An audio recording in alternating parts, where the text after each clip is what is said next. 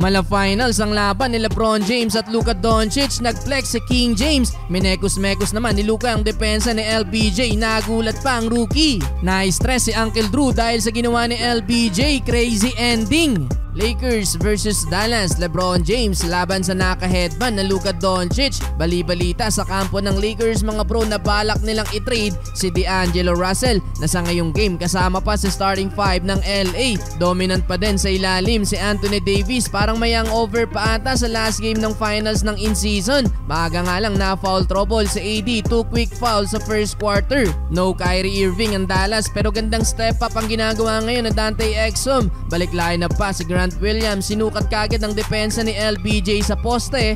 Nakakapukol pa beyond the arc. Inalat mga bro si King James. Itlog pa sa opening quarter. 0-for-3 sa field. Kumana off the bench si Rui Hachimura. Pasok ang tira sa 3 points to beat the shot clock. Last 2 minutes. First field goal para kay Luka. Pasok ang driving layup. Nasundan pa yan ng 3. Yun nga lang na injury scare sa last 2 minutes at nung si Doncic nang malandingan ng pa ni Austin Reeves. Solid off the bench si Tim Hardaway Jr. mga bro na may 12 points. Lamang din ng 8 points ang Dallas. 34-26. Second quarter gantiyan ng opensa si LBJ at Luka. Nauna tong end 1 layup ni LeBron. Binuli ang depensa ni Dante Exum. Nagflex pa si King James. Pero after nyan binawian ni Luka ang teammate. Tinilo ang depensa ni LeBron. Minekos-mekos mga bro ang depensa ni LBJ. Nakisabay pa si AD pero pasok pa din ang tira ni Doncic. Gulat pati ang rookie na si Lively. Yun nga lang parang nasapok naman sa play na to si Luka. Natamaan ng siko ni Anthony Davis. Halfway mark ng quarter. Gumana ng 10-0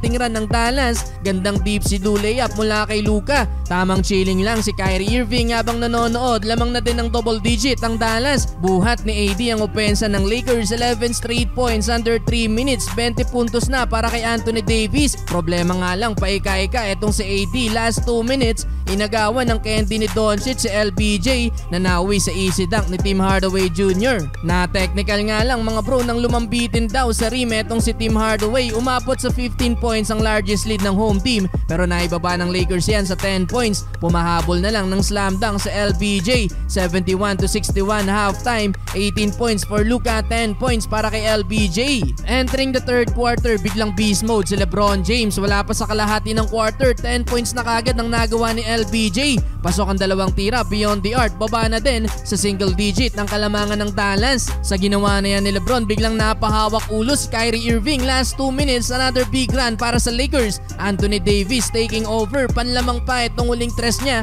to end the quarter. 95-93, 32 points na for AD. Well, fourth quarter, dikdikan pa din ang laban. Batuhan na ng opensa si LBJ at Luka. Spin move para kay The King. Humang time pa. Unat na naman ang balikat si LeBron.